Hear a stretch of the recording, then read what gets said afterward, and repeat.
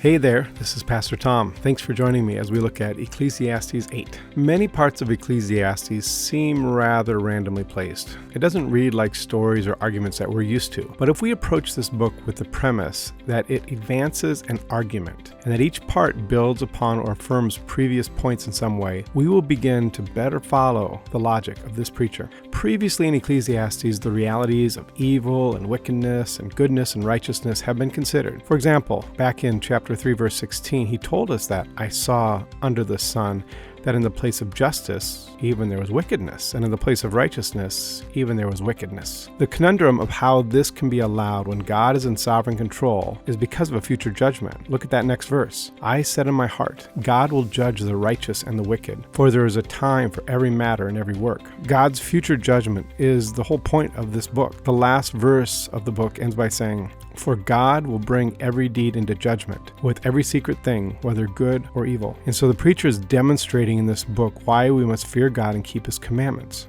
Chapter 8 is a critical part of this argument. Verses 12 through 13 explicitly say that it will be well with those who fear God, because they fear before him. And the ones God judges are the wicked, the evil persons.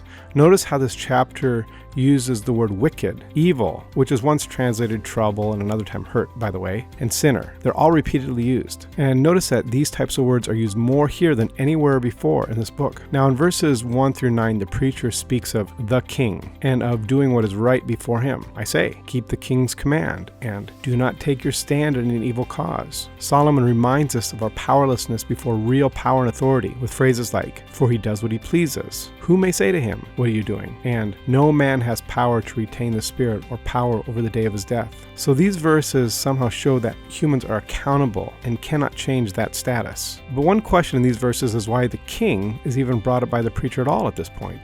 The next 4 verses show how those who are wicked will not escape accountability. Though for a time they seem to act with impunity, going in and out of the holy place, though they were wicked, and not being judged quickly, and even doing evil 100 times. Ultimately, it will not go well with the wicked. So these verses testify to the coming judgment. The final verses remind us of God's sovereign purpose and authority. God gave man what he has, and God does his own work in such a way that humans cannot comprehend what he is doing. And therefore the preacher tells us again to pursue joy. We've been told about this a number of times already, but how does this commending of joy follow all these considerations about human depravity and accountability? Now, keep studying this chapter this week because I'm looking forward to thinking more about Ecclesiastes with you this coming Sunday. God's blessings on your week.